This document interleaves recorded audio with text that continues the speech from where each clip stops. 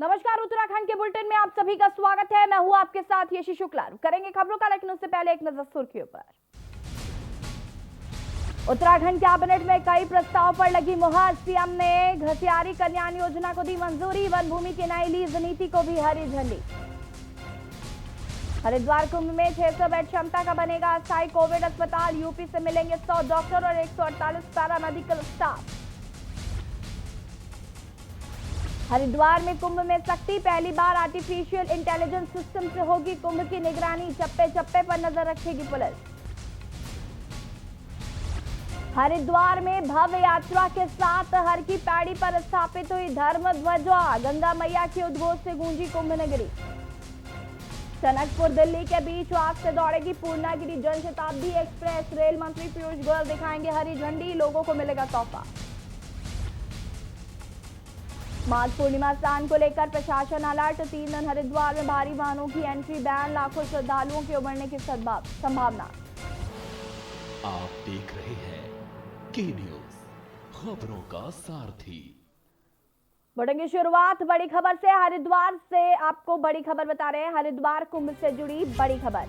सुरक्षा और पुलिस के लिए यूपी की मदद लेगी सरकार। आपको बता दें कि कुंभ का आगाज जल्द ही होने वाला है। 1 अप्रैल से 30 अप्रैल तक कुंभ मेला होने वाला है और सुरक्षा के लिहाज से यूपी की मदद लेगी सरकार। सरकार 1000 पुलिस कर्मियों की मांग करेगी। 20 कंपनी पीएसी उपलब्ध कराने की भी मांग करेंगे। कुंभ मेले की व्यवस्थाओं के संबंध में आयोजित बैठक हुई। कुंभ मेले की व्यवस्थाओं को लेकर हुई बैठक। त्रिवेंद्र सरकार कर सकती है यूपी सरकार से मदद की मांग।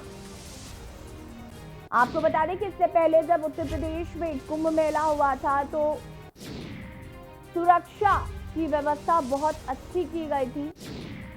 बहुत ही भव्य और दिव्य कुंभ हुआ था और चारों तरफ उत्तर प्रदेश में हुई कुंभ की सराहना हुई थी। ऐसे में उत्तराखंड में 11 साल बाद हरिद्वार में कुंभ मेला लगने वाला है और सुरक्षा के लिहाज से यूपी की मदद देगी सरकार। सरकार 1000 पुलिस कर्मियों की मांग करेगी।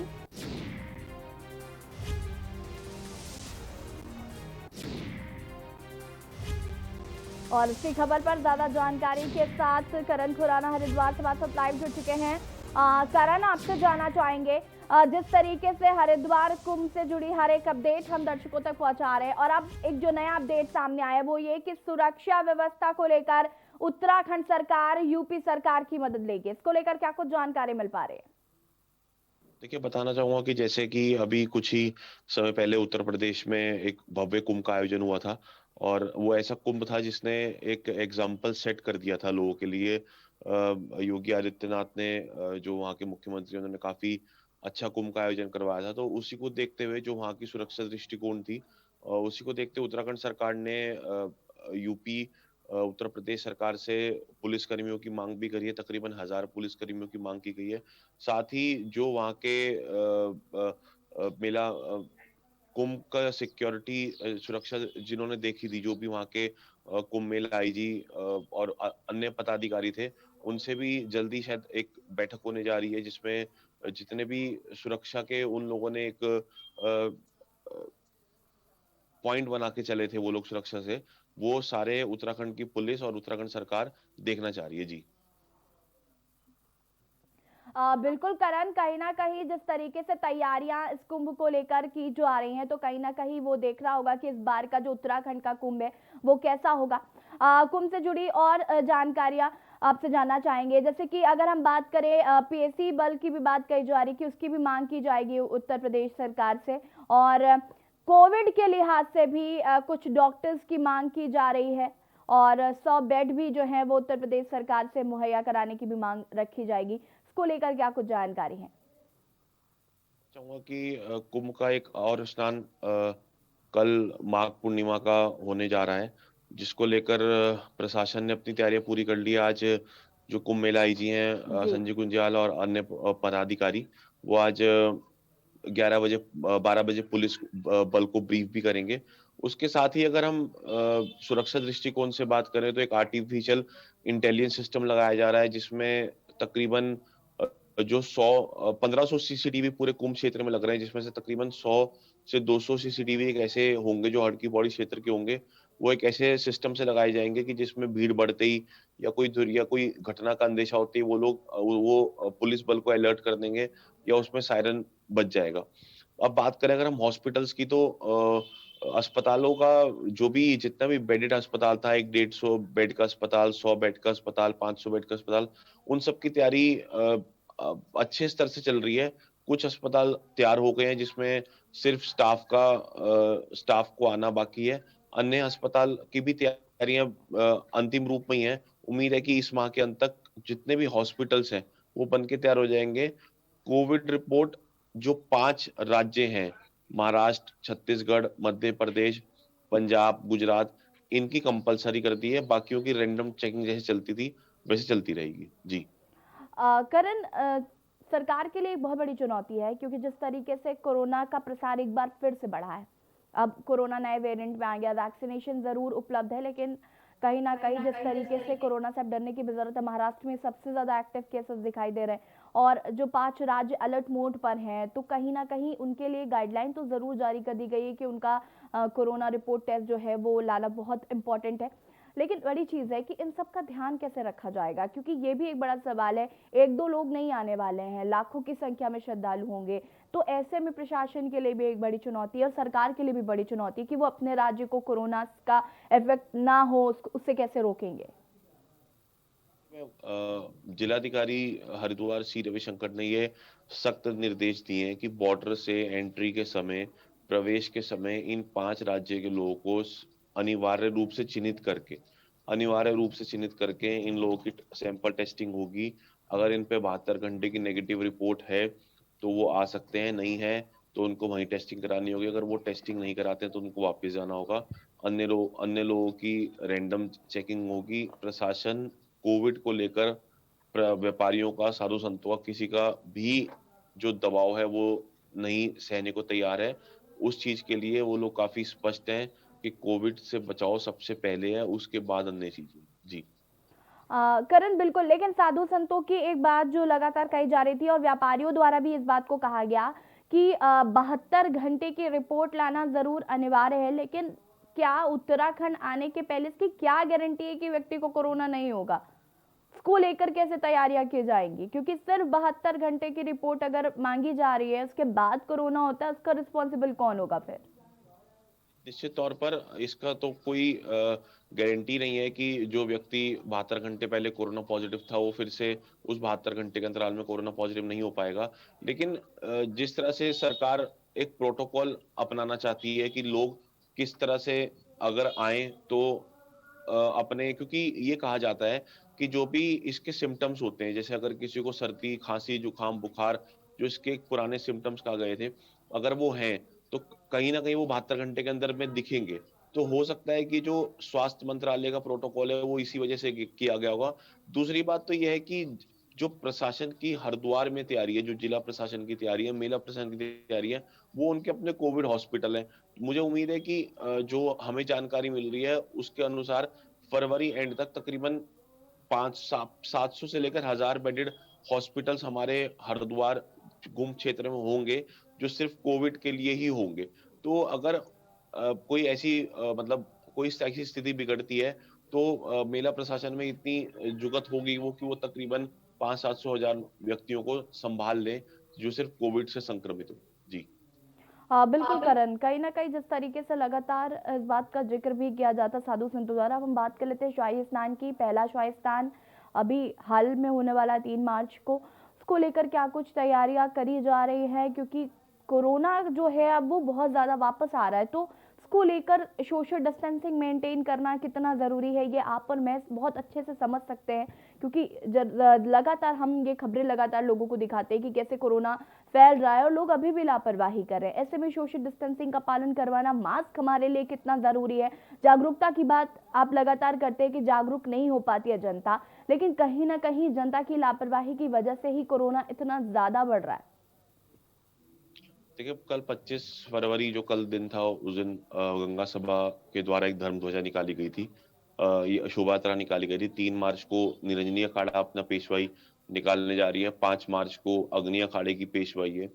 हमें जो जानकारी मिल रही है या हम यहाँ पे जो देख रहे हैं उसके अनुसार देखिए, 2 गज की दूरी की जो अवधारणा है वो तो बिल्कुल ही नहीं लागू हो रही है।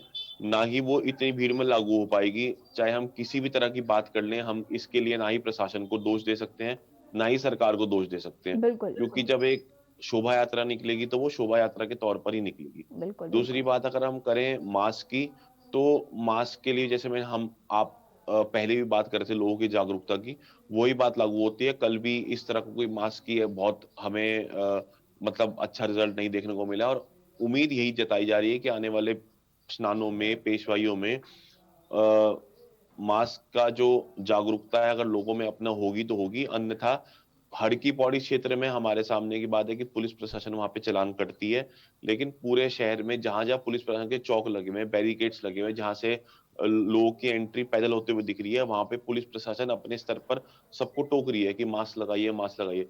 लेकिन अगर हम भीड़ भाड़ जगह की बात करें तो बहुत ही कम जगह पे मास्क लगे देखने को मिल रहा है। तो ये चुनौती सरकार के लिए है, थी और रहेगी जहां तक इस समय हरिद्वार का माहौल लग जी।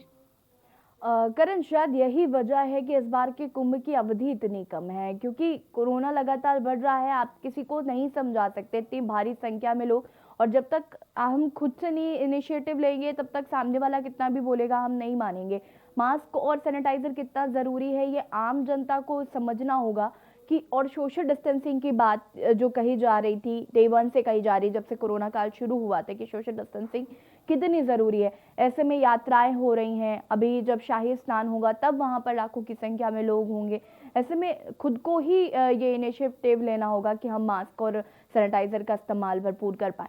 अब हम तैयारियों की अगर बात कर लेते हैं तो प्रशासन अभी और कितनी तैयारियां हो चुकी हैं, अभी कितनी बाकी हैं, इसको लेकर क्या कुछ अपडेट मिल पा रहा है? देखिए, जो मेलाधिकारी हैं और अपर मेलाधिकारी हैं ललितानंद मिश्रा जी, उन्होंने कल ही एक बैठक ली है। तो अगर हम तैयारियों की बात करें तो जैसे कि इस सप्ताह के अंत तक जो अस्थायी कार्य हैं वो पूर्णतः पूरे होने वाले हैं। कुछ एक कार्य हैं जो तकरीबन 5 या 10 मार्च तक मौका दिया गया है उतना तक काम तक पूरा कर लें। उसके अलावा जो जितने भी सुरक्षा दृष्टिकोण के मामले हैं, और अभी आपको बताना चाहूंगा तैयारियों के मामलों में कि एक एसोसिएशन ने अभी कुंभ मेला पुलिस को 300 थर्मल स्कैनिंग के लिए 300 थर्मोमीटर गन्स जो आजकल चलती हैं, जिससे जहां भी मॉल्स वॉल्स में यूज होती हैं, वो दी गई हैं। तो इस तरह तैयारियों की बात करें तो तैयारियां अपने स्तर पर प्रशासन की पूरी हैं, चाहे वो साफ सफाई की व्यवस्था हो, चाहे वो हाईवे की व्यवस्था हो। तो इसको लेकर तो उसमें कोई संशय नहीं बचा कि सरकार की तैयारी नहीं है या मेला प्रशासन ने अपनी कोई तैयारी नहीं करी है। लेकिन वही है कि कोविड जांच को लेकर और भारी भीड़ पर अंदर बॉर्डर्स में एंट्री को लेकर, फिर एंट्री के बाद 10 लाख के परिसीमन को लेकर, इस तरह के जो कुछ फैसले हैं वो प्रैक्टिकली कैसे लागू कर पाएगी शासन या मेला प्रशासन, वो देखने योग्य होगा। बिल्कुल। और करण, हम लगातार इस बारे में भी बात करते हैं कि जो 10 लाख लोगों के रुकने की व्यवस्था की बात कही जा रही है कि 10 लाख लोग ये रुक सकते हैं, वो कैसे कर पाएगी सरकार, वो कैसे प्रशासन इस चुनौती से निपट पाएगा कि 10 लाख लोग ही सिर्फ हरिद्वार में रह सकते हैं, बाकी लोग कहाँ जाएंगे? ये तमाम सवाल है जो जनता के मन में, कि बाकी लोग कहाँ जाएंगे, बाकी लोग क्या करेंगे अगर सिर्फ 10 लाख लोग ही वहां पर रह सकते हैं तो। बिल्कुल, यही सोचने का विषय बना हुआ है, और यही एक चर्चाओं का विषय भी है कि जो 10 लाख लोगों का जो ये सरकार और मेला प्रशासन द्वारा एक फैसला लिया गया है, वो 10 लाख लोगों का लेकिन उसमें एक मैं आपको एक नई जानकारी देना चाहूंगा जी कि जी हमारा जो हड़की पौड़िया घाट है उसमें ये माना जाता है कि वहां पे एक समय पे 50,000 लोग आते हैं। जी तो जी। अगर 50,000 लोग जिस समय वहां मौजूद होते हैं, अगर पीछे की भीड़ रोक दी जाए, मतलब उन एक पुलिस ने अपना एक दृष्टिकोण बनाया हुआ है, उनका एक प्रोग्राम है कि अगर हड़की पौड़ी घाट फुल है, तो जी हड़की पौड़ी घाट फुल का मतलब है कि वहां 50,000 लोग हैं। तो 50,000 लोगों के हिसाब से वो लोग अगर 20 बारी घाट फुल हो गया तो उसको वो 10 लाख लोग मान लेंगे। तो इसी तरह के दृष्टिकोण से वो लोग चलेंगे कि अगर एक हड़की पौड़ी घाट पे या हरिद्वार के एंट्री पे इतनी गाड़ियां खड़ी हैं और इस हिसाब से वो आगे चल चुकी हैं। और अभी एक और जानकारी है कि जो सीसीटीवी कैमराज है उसके ऊपर हेड काउंट एक नाम का एक सॉफ्टवेयर इंस्टॉल होने वाला है, जिसमें सीसीटीवी कैमरा ये बता देगा कि उसके सामने तकरीबन कितने लोग घूम रहे हैं। वो 1000 हैं, 2000 हैं, 10,000 हैं। तो हो सकता है कि इन तरह के कुछ सॉफ्टवेयर से पुलिस प्रशासन या मेला प्रशासन भीड़ को कंट्रोल कर पाए। लेकिन समय कम है और भीड़ बढ़ती जा रही है। कल के स्नान में भी अच्छी भीड़ की उम्मीद है, फिर 11 मार्च के स्नान में बड़ी भीड़ की उम्मीद है। तो ये देखना होगा कि सरकार जो दावे कर रही है वो हवा ही रह जाएंगे या धरातल पे वो सब कुछ कर पाएगी। करण, बिल्कुल मैं भी गाइडलाइंस पढ़ रही थी कि उत्तराखंड सरकार ने जो एसओपी जारी की है उसमें एक आरोग्य सेतु ऐप को डाउनलोड करना हर किसी के फ़ोन में बेहद अनिवार्य होगा। ये भी अपने आप में बड़ी चुनौती है कि लोगों को अगर आना है तो आरोग्य सेतु ऐप ज़रूर फ़ोन में होना चाहिए। गर्भवती महिलाओं का, बुजुर्गों का, 65 साल के ऊपर जो हैं उनका आना मना है। ड्यूटी में भी उन लोगों को नहीं लगाया जा रहा है जिनकी उम्र ज़्यादा है या फिर गर्भवती महिलाएं जो हैं और बच्चे हैं, तो उनको ना ही आना है और ड्यूटी में भी नहीं लगाया जा रहा है। 6 फीट की दूरी जो है वो धार्मिक स्थलों से बना के चलनी, ये सब कैसे संभव होगा? करण, आपकी आवाज नहीं आ रही हम तक। देखिए 65 वर्षीय जो बुजुर्गों को उन लोगों ने ये एक प्रोटोकॉल दिया है कि 65 वर्षीय जो है या उससे ऊपर है वो बुजुर्ग ना आए। अब आप जानते ही हैं कि बचपन से ये एक सभी जानते हैं कि बुजुर्ग ही सबसे ज्यादा कुंभ स्नान का एक क्रेज होता है। कुंभ स्नान है ही उन सबसे। और जितने भी नागा सन्यासी हैं, जितने भी बड़े तपस्वी हैं, जितने भी बड़े बाबा लोग हैं, वो सारे ही बुजुर्ग हैं। तो ये 65 वर्ष वाला जो प्रोटोकॉल है ये सरकार कैसे लागू करवाएगी, इसके लिए तो वाकई बहुत असमंजस की स्थिति है। साथ में 10 साल के बच्चों की है, गर्भवती महिलाओं की है। तो ये जो जितने भी सरकार ने एज फैक्टर दिया है ये बहुत असमंजस वाली है, जिसको लागू करवाना लगता तो नहीं है कि ये लागू हो पाएगा। करण, जैसे कि कभी और एसओपी में भी लिखा है कि कहीं पे भी थूकना मना होगा। हम अभी बात कर रहे थे कल या परसों जब आस्था कलश स्थापित हुए थे कि हम लोगों को लाख मना करते, श्रद्धालुओं को लाख मना करते कि गंगा में प्रवाहित नहीं करनी है चीजें, गंगा में नहीं बहानी है, हमें आस्था कलश में डालनी है। वो बात तो लोग मान नहीं रहे। आपने थूकने पर प्रतिबंध लगा दिया है, जुर्माना लगा दिया है। ये भी अपने आप में एक बहुत बड़ी चुनौती है कि भाई कैसे आप लोगों को समझा पाएंगे। या फिर आप एक जागरूकता रैली निकालिए या फिर आप कुछ स्ट्रिक्ट एक्शन लीजिए, क्योंकि सिर्फ कहने से अगर श्रद्धालु मान जाते तो इतना आसान नहीं है। कहना चाहूंगा कि जिस तरह की स्थितियां लग रही हैं, जिस तरह की एसओपीज निकाली गई है, जिस तरह के प्रोटोकॉल बनाए गए हैं, अभी तक तो उनका सिर्फ एक हवाई आदेश लग रहे हैं।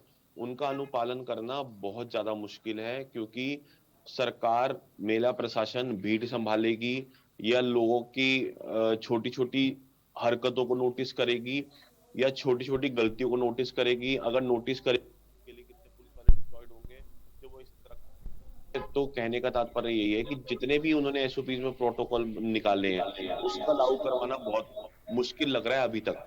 आगे अगर भीड़ कम होती है और ये लोग, अगर मेला प्रशासन और सरकार इस तरह का फैसला लेती है कि वो लोगों को हरिद्वार में नहीं एंटर करने देगी, नहीं प्रवेश करने देगी, तो फिर कम भीड़ में तो सारे प्रोटोकॉल लागू हो जाएंगे, चाहे वो थूकने वाला हो, चाहे वो मास्क वाला हो, चाहे वो 2 गज की दूरी वाला हो। अगर भीड़ बढ़ती है तो उसमें तो भीड़ संभालना पहली चुनौती होगी, छोटे छोटे प्रोटोकॉल लागू कराना दूसरी जिम्मेदारी होगी। करण, ये भी कहा जा रहा है कि जो बाहरी लोगों का सत्यापन कुंभ मेला एलआईयू की ओर से गोपनीय तरीके से किया जा रहा है, इसका क्या मतलब हुआ, इसका क्या अर्थ है? सत्यापन वैसे तो जितने भी लोग हरिद्वार में आके रहते हैं, चाहे वो बाहर से हो चाहे वो कहीं से हो, मकान मालिक पे या जिसने रेंट पे दे रखा है उसकी जिम्मेदारी होती है कि वो सत्यापन कराए। लेकिन हरिद्वार में ऐसे भारी संख्या में लोग हैं जो कोई रेडी लगाता है, कोई फल लगा रहा है, कोई कहीं बैठा है, कोई कहीं बैठा है, भिखारी बहुत है हरिद्वार में।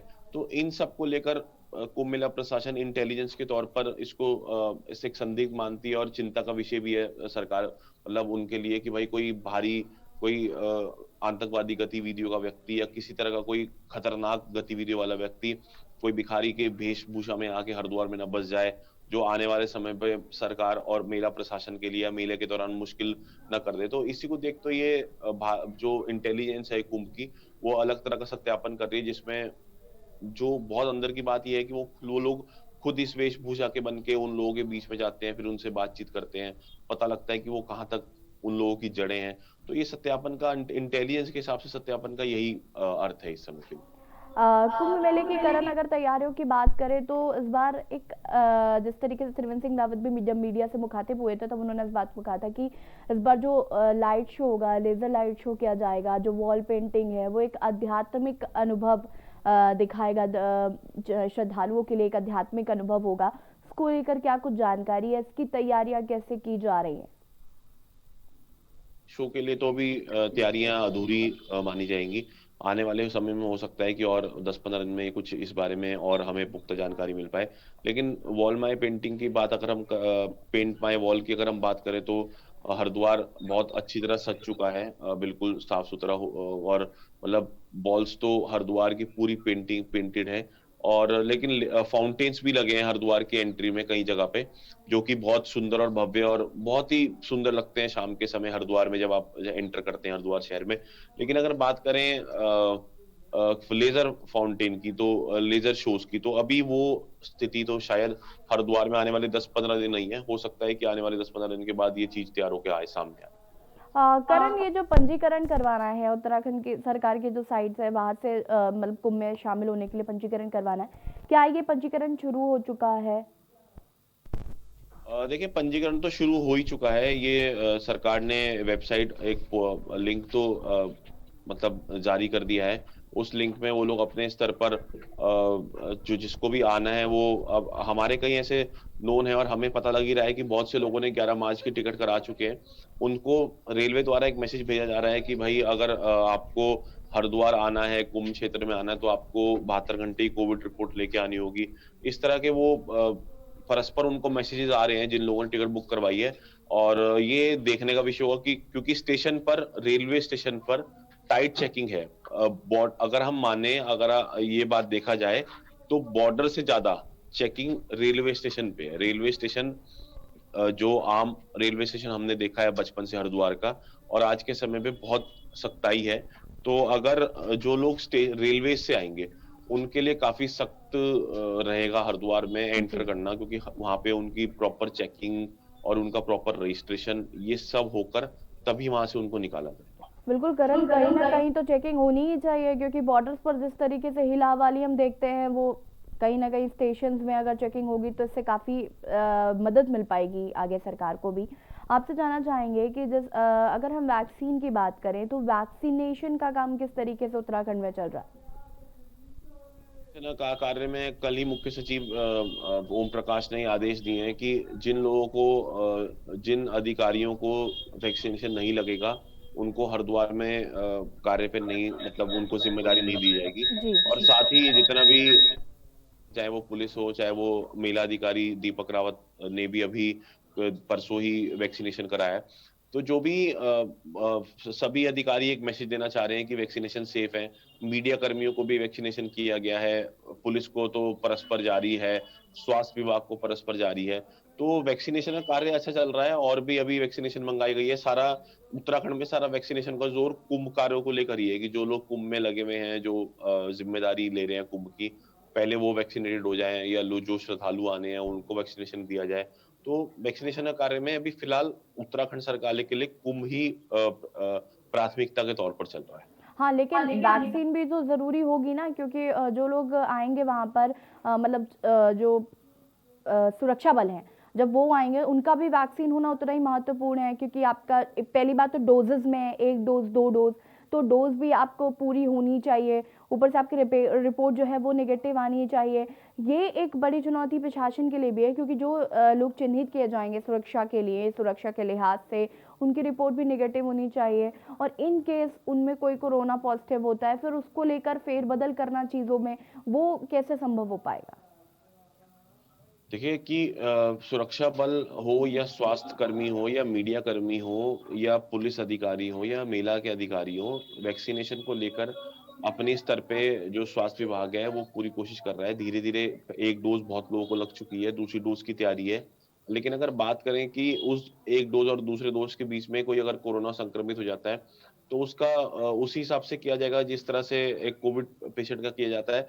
लेकिन सरकार और मेला प्रशासन और हरिद्वार के लिए भी जी, एक परस्पर चुनौती बनी हुई है। ये चुनौती आने वाले अप्रैल तक भी खत्म नहीं हो सकती, क्योंकि मुख्य सचिव ओम प्रकाश ने एक और महोदय ने एक और आदेश जारी करा है कि जो 18 मई को बद्रीनाथ के कपाट खुलने हैं, जी। तो चार धाम यात्रा के लिए भी कोविड रिपोर्ट कंपलसरी कर दी है। तो आने वाले समय में अगर कोविड रिपोर्ट को लेकर चलते हैं तो व्यापारियों को समस्या है। बिल्कुल कोविड करण, हम रिपोर्ट को नहीं। लगातार जब व्यापारियों की बात करते हैं तो हम ये बात कहते हैं कि अभी जब पहले कपाट नहीं खुल पाए, 1 साल हो चुका है कोरोना को, और पहले कपाट नहीं खुल पाए, देरी हुई, और जब खुले तब तक काफ़ी देर हो चुकी थी, व्यापारियों को शायद उतना प्रॉफिट नहीं हो पाया। उसके बाद कुंभ से उम्मीदें थी, फिर से वेरिएंट नया आ गया, फिर से प्रॉब्लम शुरू हो गई है। अब फिर से जब ये कपाट खुलने हैं बद्रीनाथ के, ऐसे में तमाम तरीके की एसओपीज, तो हम लगातार व्यापारियों की चिंता जाहिर कर रहे हैं कि व्यापारियों के लिए इतना प्रॉब्लम हो गया है, व्यापारियों की जीविका इतनी संकट में हो गई है कि उनको खाने पीने की समस्याएं होने लगी। देखिए, एक उत्तराखंड ऐसा प्रदेश है कि जहाँ पे हर साल करोड़ों श्रद्धालु आते हैं, करोड़ों। लॉकडाउन जब हुआ था तो व्यापारियों को ये उम्मीद थी कि ये इस लॉकडाउन में 21 दिन के, 42 दिन के, 60 दिन के लॉकडाउन में कोरोना खत्म हो जाएगा। तो अगर हमारा ये 2020 खत्म हुआ तो 2021 हमारा अच्छा आएगा। जी। लेकिन आप हम सभी देख रहे हैं कि कोरोना तो खत्म होने का नाम ही नहीं ले रहा है, साथ साथ में व्यापार जरूर खत्म होता जा रहा है। तो और उत्तराखंड जैसा प्रदेश जो पूरा पर्यटन पे जुड़ा हुआ है, चाहे वो गोवा हो, चाहे वो उत्तराखंड हो, जितने भी छोटे छोटे राज्य हैं, तो उस हिसाब से। और कुंभ फिर ऐसा आयोजन जिससे हर एक छोटे से छोटे व्यापारी को भी उम्मीद होती है। बिल्कुल। कोई इंसान अपना फड़ लगा के बैठे तो वो भी सोचता है कि मैं 1 लाख रुपए कमा के ले जाऊंगा। तो ऐसी बिल्कुल। स्थिति में कुंभ का ना हो पाना, फिर कांवड़ यात्रा में कोविड, फिर जो चार धाम यात्रा है उसमें कोविड रिपोर्ट, इस तरह से आप लाजमी लग रहा है कि आने वाले समय में व्यापारियों का गुस्सा फूटेगा। और एक बड़ा क्योंकि अभी भी 2-3 सांकेतिक धरने हो बिल्कुल चुके हैं करण, कहीं उत्तराखंड ना में। कहीं ये देखना होगा कि जिस तरीके से अब कुंभ होने वाला है, व्यापारियों को इससे कितनी राहत मिलती है। फिलहाल तमाम जानकारी के लिए आपका बहुत बहुत धन्यवाद, और लगातार कुंभ से जुड़ी आपको हर एक अपडेट हम दे रहे। और इस बार का आज का अपडेट जो है वो ये है कि यूपी सरकार की मदद लेगी उत्तराखंड सरकार। तमाम तरीके की जो पीएसी बल है या फिर 100 बेड की व्यवस्था, और कुछ डॉक्टर्स जो है वो भी उत्तराखंड जाएंगे हरिद्वार कुंभ मेले की तैयारी को लेकर। फिलहाल उत्तराखंड के बुलेटिन में इतना ही। देखते रहिए के न्यूज़ इंडिया। नमस्कार।